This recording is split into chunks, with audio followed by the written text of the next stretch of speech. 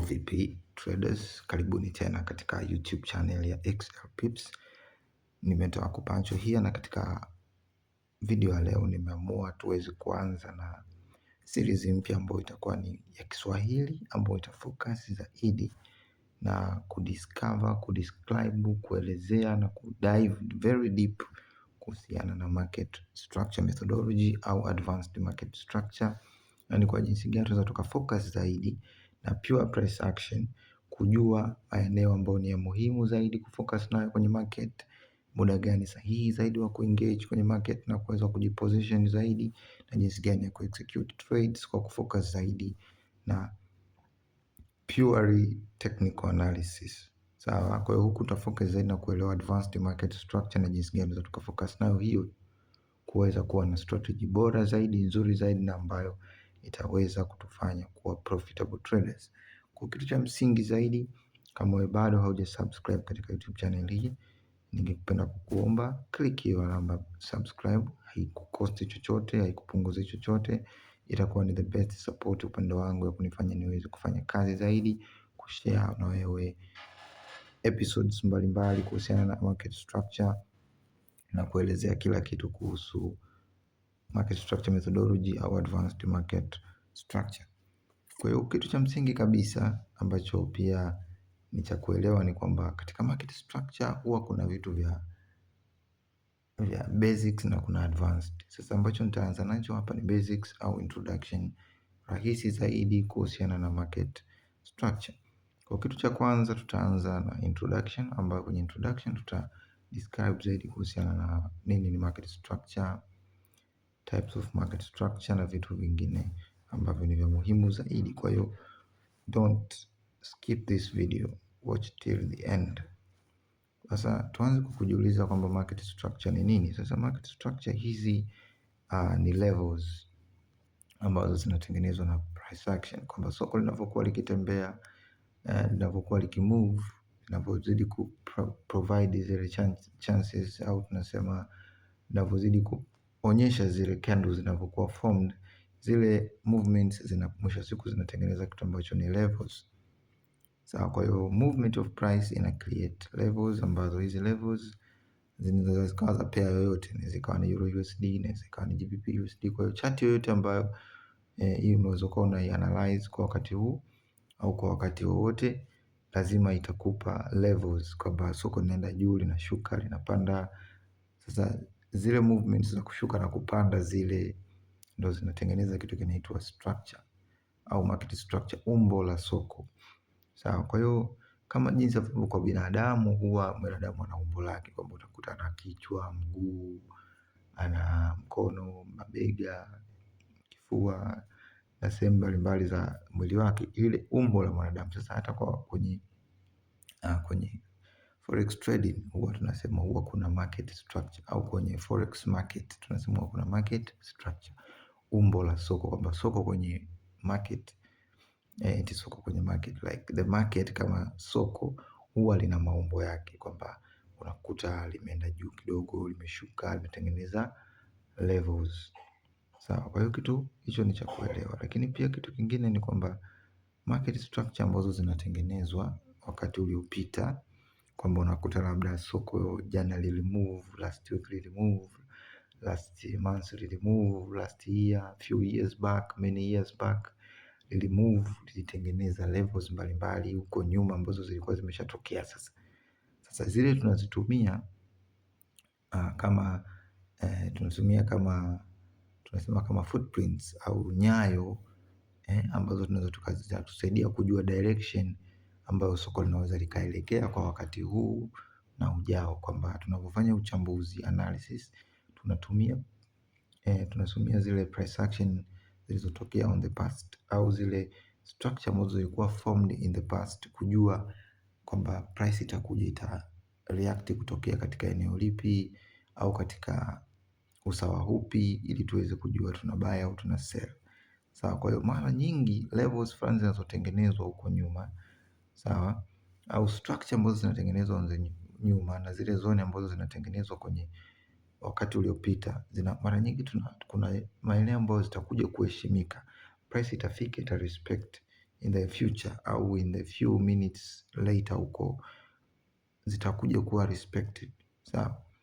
Na tunavyozidi kuchambua market kwa kuzingatia structure ambazo zilitengenezwa huko nyuma, zinatusaidia zaidi sisi kuja kupata aina fulani ya mfumo au strategy ambao sisi tutaitumia sasa kuwa tunachambua soko. Kwa hiyo sasa hivi tupo kwenye introduction, baadaye tutakuja tuanze kusoma strategy zetu sasa, kwamba tuna strategy gani ambayo tutaitumia kuweza kulichambua soko na kujua kwamba soko litaelekea wapi in the future.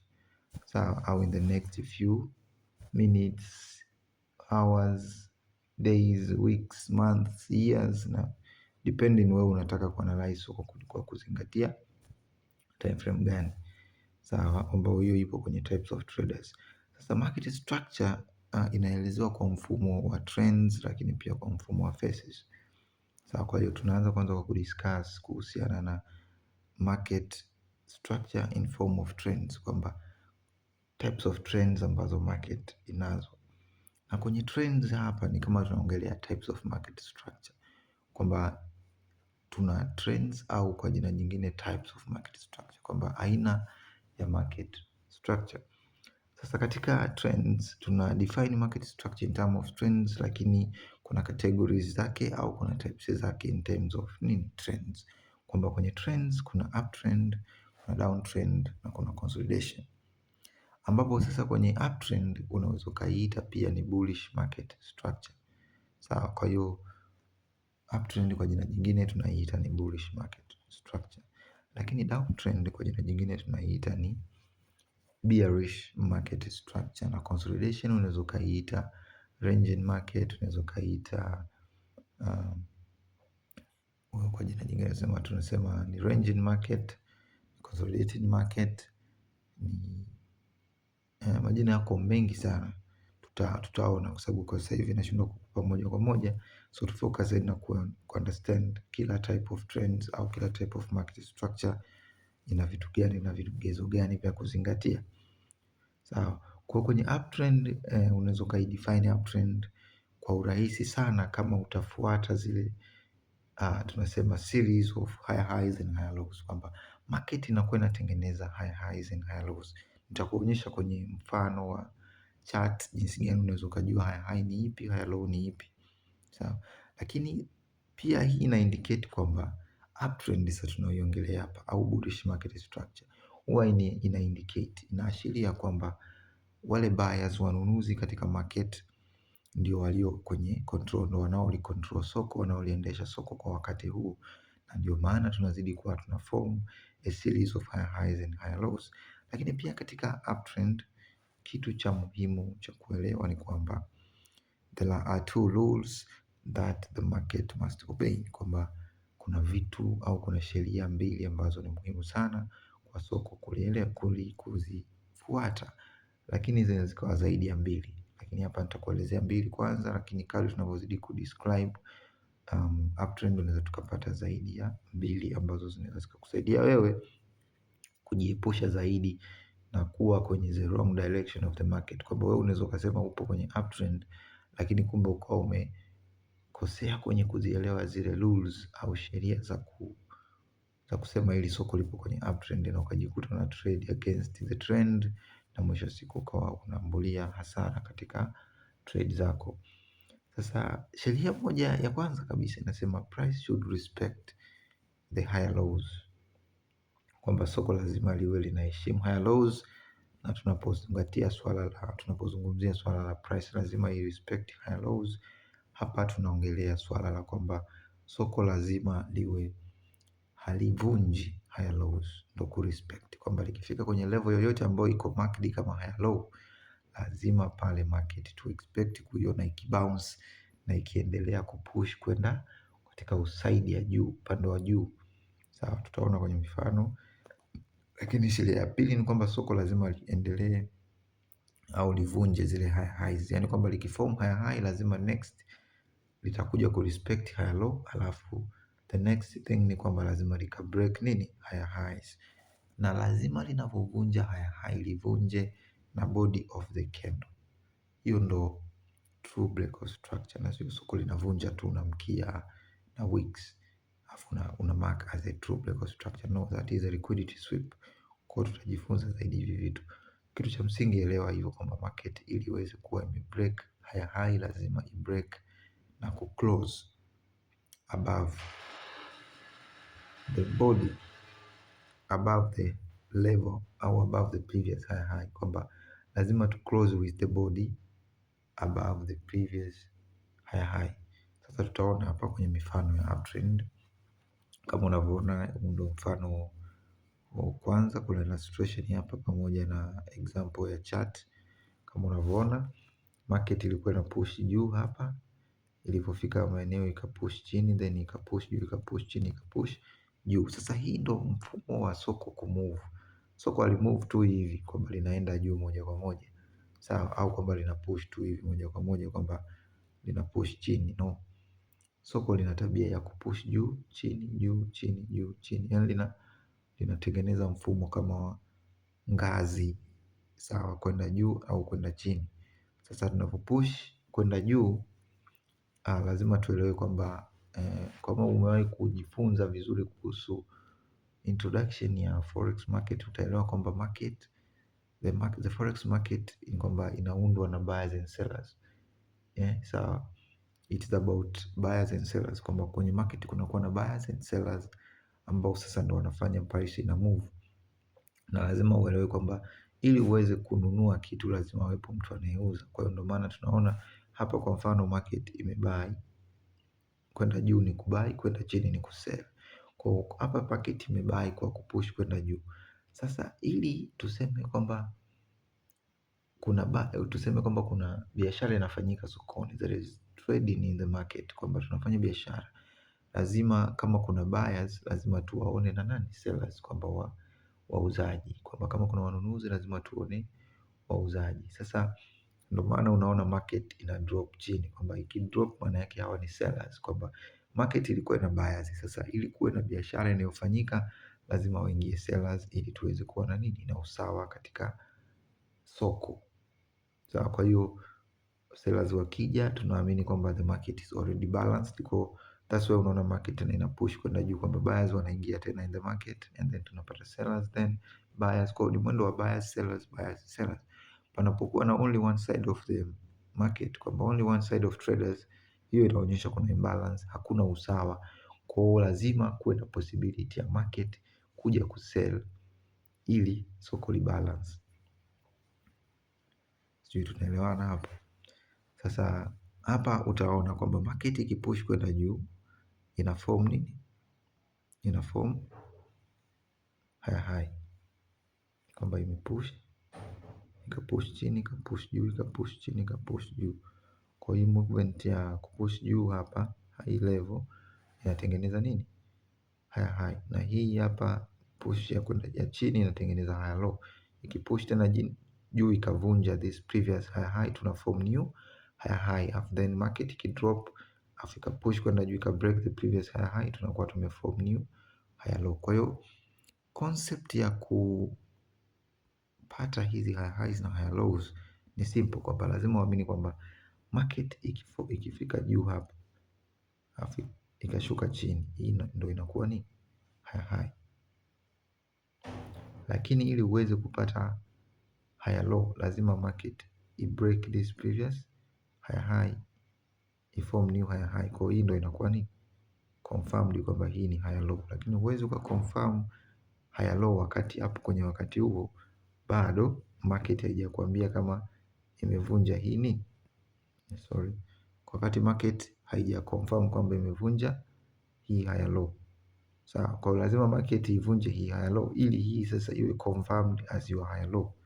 Kwamba market lazima ivunje higher high ili wewe uconfirm kwamba huku chini una higher low yako. Kwa mfano market inaweza kudanganya kidogo ika move hivi afu kama ikajaribu push juu isiyo imevunja hapa. Sasa kama haijavunja hapo, unaweza kuona market imefika maeneo fulani kama ikashuka hivi. Sasa maana yake hii hapa level haiwezi kuwa higher low. Sasa kuconfirm higher low lazima market ije ivunje kabisa this highest point, kwamba unakuwa umeconfirm this the lowest point as your higher low. Sisi tunaelewana hapo? Kwa sababu market kuna muda inaweza ikakupa hivi, ikavunja hapa chini, after ikaenda juu kidogo ikavunja chini. Sasa hii inakuwa sio bullish trend tena, inakuwa sio uptrend. Hii ni dalili ya soko linaloshuka chini. Tutajifunza kuhusu downtrend. Sawa, kwa hiyo kitu cha kuzingatia ni kwamba lazima market iwe imevunja this higher high ili uweze kuconfirm au kumark this level as your higher low. Na pia hapa market ikifika hapa ili umark this as your higher high, lazima market ifanye nini? Sell. Umeelewana? Lazima market iweze kusell. Sawa, kwa hiyo lazima market isell hapa, yani lazima market isell ili wewe useme bana, this is my higher high. So unaelewana? Na ili uweze ku mark this as your higher low, lazima market ipush juu, ivunje hii previous higher high na iform new higher high. Kwa hiyo kwenye real chart example unaweza ukaona jinsi soko lina move kwa mkanganyiko fulani, mchanganyiko lina buy lina unaweza ukaona hizi ni candle za kijani ni bullish, candle za nyekundu ni bearish. Kwa hiyo ili soko liwe tuweze kuconfirm as an uptrend, lazima utaona kuna market, kuna moment ina sell na buy, lakini lazima uone mwisho siku soko lina push kwenda juu, natengeneza ngazi za kwenda juu, kwamba unaona kama hapo lilifika likashuka likapanda kidogo, likashuka likapanda, likashuka hapo likapanda, likashuka likapanda. Sasa utagundua kwamba kulikuwa na levels mbalimbali ambazo zilikuwa zinatengenezwa, ambazo levels hizo ni kama unavyoweza ukaona hapa. Naona kuna hii level, kuna hii level, kuna hii level, kuna hii level, kuna hii level, kuna hii level, kuna hii hapa level, kuna hii level, kuna hii level, kuna hii level. Hizi levels sasa mwisho wa siku ndo zinakuja kutengeneza nini? Higher highs and higher lows. Na hizi levels pia ndo zinakuja kutusaidia sisi kujua ni maeneo gani ambapo soko lina uwezo wa kurudi likagusa alafu likaendelea na safari fulani. Kwa hiyo wewe unakuwa unajua level fulani soko likifika pale nitabuy, au level fulani soko likifika mimi nitasell. Sawa? Kwa tunajifunza sasa introduction kwanza, tuanze kupata picha rahisi ya nini, ya masuala haya ya nini, higher highs na higher lows, ambazo ni za muhimu sana kujua wapi pa kuheshimu, wapi pa kuweka target. Sasa ukiangalia kwa urahisi tu hapo utagundua kwamba soko hili lilivunja hii level hii, na lilivunja kutokea hapa chini, kwamba lilipush juu likavunja hii level. Sasa lilipovunja ndo likatengeneza higher high. Baada ya kuvunja ndo tuna mark sasa hii level ya chini kama nini? Higher low. Baadaye likashuka chini kidogo. Sawa, baadaye likapanda juu. Kwa tunajua hii bado hatujaiconfirm kama ni nini? Hii level hatujaiconfirm kama ni higher low mpaka soko lije livunje hii level higher high with the body of the candle. Sawa, naomba uelewe hapo kwamba sio tu livunje with the body of the candle. Sasa lilifika hapa, halikuvunja with the body. Ilifika tu ikagusa usawa huo ikashuka chini kidogo, hapa ndo likaja kuvunja. Sasa kwa maana yake nini? Utaangalia level gani kati ya hizi mbili, hii na hii ambayo ilikuwa ni ya chini zaidi. Sasa ukiangalia hapa level ya chini zaidi baada ya soko kuja kuvunja sio hii, ni hii hapa. Kwa hiyo hii ndio itakuwa higher low na hii ni higher high. Sawa, kwa baada ya hapo next thing ni nini? Ni kwamba soko lilipofika hapo likashuka tena chini kidogo hapa. Sasa hii uwezo ukaconfirm moja kwa moja ukasema ni higher low mpaka soko lipush lije livunje this higher high ambayo imekuwa formed previously. Sasa ikivunja kama hivyo, hii inakuwa higher high, hii inakuwa new high, hiyo kuchini inakuwa ni higher low, alafu hii inakuwa ni nini? Inakuwa ni higher high. Ikishuka chini kidogo hivi unakuwa bado huja confirm kama hiyo ni higher low, hadi livunje tena una confirm na unakuwa umepata new higher low na umepata new higher high. Kwa hiyo ndo jinsi ambavyo tuna mark hizi levels ambazo ni muhimu sana kwenye kujua direction ya market. Kwa ukishajua hivyo unajua this is an uptrend kama kuna formation of higher highs and higher lows.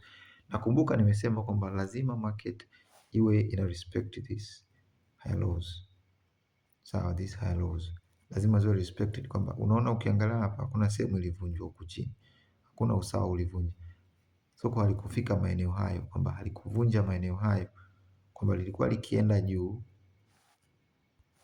kwamba lilikuwa likienda juu hivi likibreak, likirudi hapa chini halipavunji, linapa respect, linaenda juu, linapavunja juu, na likirudi chini halipavunji hapa, linapa respect, linavunja juu. Kwa hiyo ni kwenye uptrend ni continuation ya market ku respect nini, higher lows na ku disrespect higher highs. Kila mara kuna possibility ya market kuvunja higher highs, lakini market haitakiwi kuvunja nini, higher lows. Kwa lazima market iwe inavunja hizi higher highs, lakini higher lows hazitakiwi kuvunjwa. Hiyo ndio uptrend au the bullish market structure.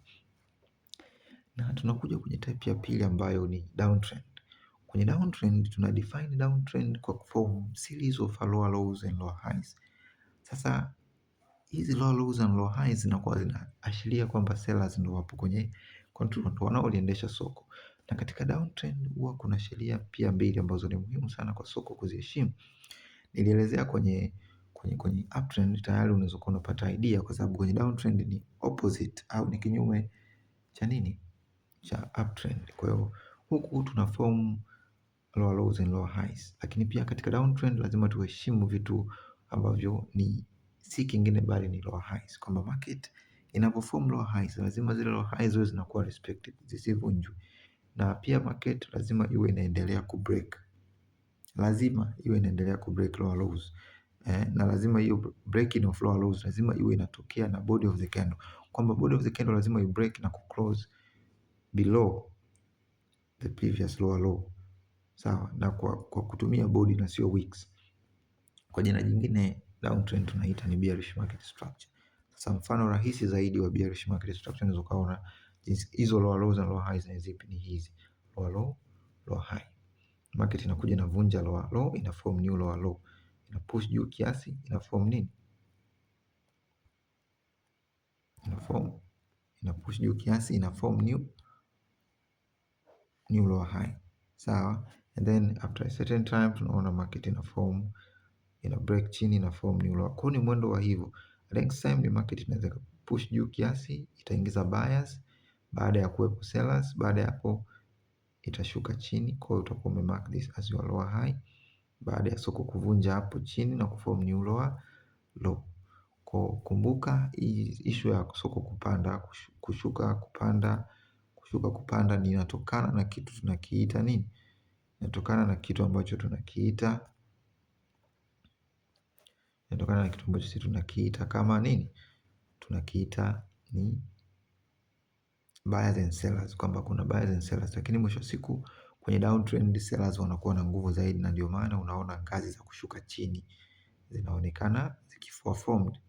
Sawa, kwa hiyo kwa mfano kwenye real market utaona market inashuka inapanda hivyo, ikajaribu kubreak hapa, lakini ili break na nini, na mkia, kitu ambacho kilipelekea market kufanya nini, kutokuwa imeconfirm formation ya new lower low. Naomba tuelewane kwenye hicho kitu, kwamba usawa huu hapa, kwa sababu jinsi kitu kilichotokea ni kwamba market ilienda vizuri tu, ili sell ikapush juu hapo. Kwa hii ni nini, lower low, alafu hii ni lower high, lakini sasa hatukuwa tumeiconfirm hii lower high, kwa sababu ili tuconfirm lower high lazima market ifanye kitu gani? Lazima market ibreak lower low. Sasa hapa ilishuka chini kiasi, unaona, lakini ilivunja na nini, na huu mkia, this is the wick, sio body of the candle. Kwa hiyo sio confirmed breakout structure. Confirmed breakout structure imekuja kutokea hapa, unaona hii candle nyekundu, hiyo candle nyekundu ndio ilokuja kuconfirm nini, breakout structure. Usawa huo tukapata breakout structure sababu ili close with the body, ili break na ku close with the body of the candle below the previous lower low. Kwa hiyo hii sasa ndio lower low mpya, lakini unapokuwa na mark lower low haumaki kwenye body, una mark kwenye mkia, kwamba kwa mfano hapa unaweza ukaona tuli break with the body of the candle na hii candle nyekundu, lakini tumekuja ku mark lower low hapa, kwa sababu hapa ndo eneo la chini zaidi. Market ilishuka hadi hapo kabla haija push juu kiasi na kuja kupush tena chini, sijui tumeelewana. Kwa hiyo hapa ndo tuna mark lower low, naiona hapa kwenye hiyo dot. Baada ya hapo market ikapush juu kiasi, kwamba ilishuka ikapush juu kiasi ambayo ikafika hapo, kwamba hii ndio new lower high, ambayo kuiconfirm hii new lower high lazima usubiri break of structure itokee huku chini, ambapo ilitokea hapo ikaform new lower low, baadaye ikapush juu ikaform new lower high. Tukaiconfirm hii new lower high kwa kuona break of structure hapo, ikaform new lower low, ikapush juu ikaform new lower high, and then ikaconfirm bad lower high baada ya kubreak this lower low na kuform new lower low, tukapush juu tukaform new lower high, tukaja kuiconfirm hii new lower high kwa kubreak hapa chini kwenye previous lower low. Sasa unaweza ukaona hapa ni price ilienda, unaona jinsi gani market ilikuwa ikiform hizo lower lows and lower highs, and hii ni kitu muhimu zaidi ya kuelewa. Kwa hiyo ni vitu vya muhimu kuelewa. Sasa type ya tatu au ya mwisho ni consolidation, ambapo sasa nilikuwa nakwambia kwamba unaweza kaiita choppy market, sideways market au ranging market, lakini mwisho siku ni kitu kile kile tu. Kwa consolidation inaweza kuwa inaitwa majina mbalimbali, lakini katika consolidation tuna form horizontal movement of price action. Huku market ina move horizontally, hai move kwa kuweza kwenda juu vertically au hai move kwenda chini, sawa, ina move horizontally, sawa. Kwa hiyo huku market ina move kwa kwenda pembeni, sideways, sawa. Na hapa tunakuwa tunapata kitu kinaitwa equal highs and equal lows, kwamba market ina form levels kama hizi ambazo nimeshazionyesha kwenye huu mfano hapa. Hizi equal highs and equal lows. Equal highs ndo kama hizi, equal lows ndo huku chini. Unaona vitu vinagusana gusana sana, kwamba soko linakuwa kama linajikusanya, sawa. Halikupi price action ya either kwenda juu moja kwa moja au kwenda chini moja kwa moja, yani halikupi either hivi au kwenda chini, sawa. Kwa hiyo market ina uwezo wa kukupa movement sideways, kwamba unaweza kuta market imepush vizuri tu, imepush kwenda juu, ikafika sehemu ikajikusanya hivi, labda baadaye ndio ikaenda chini, sawa. Kwa hii inakuwa ni nini? Ni ranging market au consolidation, sawa. Lakini hii ya huku inakuwa ni nini? Ni bullish market structure au uptrend, na hii hapa inakuwa ni downtrend au bearish market structure. Kwa huo ndo mfano wa consolidation. So tukaona kwenye charts jinsi ambavyo price inafanya. Unaweza kuona huku tulikuwa tuna push kwenda juu, mwisho siku tumeshuka chini hapa, tukaanza kama ku range, na kujikusanya kabla hatuja break outside hapa na kurudi chini kiasi kabla tena hatuja push kwenda juu. Kwa hiyo ni mfano wa consolidation ni hii. Kunakuwa hakuna very clear break of structures. Tutajifunza pia hizo break of structure ni nini.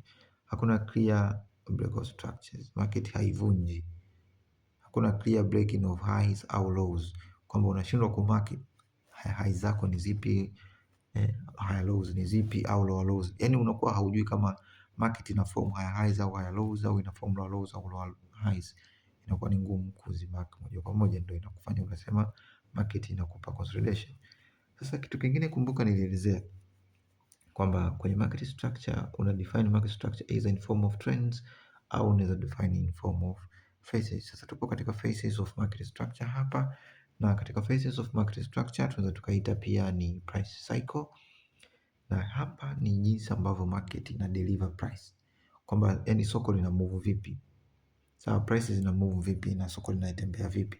Sasa most of the time the market creates a consolidation, kwamba soko mara nyingi linaweza likaform consolidation, sawa, and then labda baada ya kuform consolidation, kama unavyojua consolidation ni kama kufanya hivi, kwamba hii ndio consolidation, alafu baada ya hapo lika break outside of that range. Range ndio kama hii, this is our range, kwamba either ika break outside au ika break to the either to the upside au to the downside, sawa. Possibility ya market kuvunja juu au chini huwezi ukaijua unless umefanya analysis katika time frame kubwa. Kwa cha kuzingatia sasa hivi tu focus zaidi na kuelewa tu hivi vitu kama price cycles au phases of market structure. Itatusaidia sana hapo mbeleni, sana, ni muhimu sana. Kwa hiyo katika price cycle au katika phases of market structure ni lazima wewe uwe makini sana kuelewa kitu kinaitwa kwamba kuna consolidation and then after consolidation kuna breaking out of the range, ambayo hii inaitwa expansion. Soko linaweza lika expand kwenda juu kama unaona hapa, au lika expand kwenda chini kama unavyoweza ukaona hapa. Sasa lazima ujifunze hicho kitu kwamba either market inaweza ika consolidate, sio lazima ianze na consolidation. Market inaweza kaanza na chochote.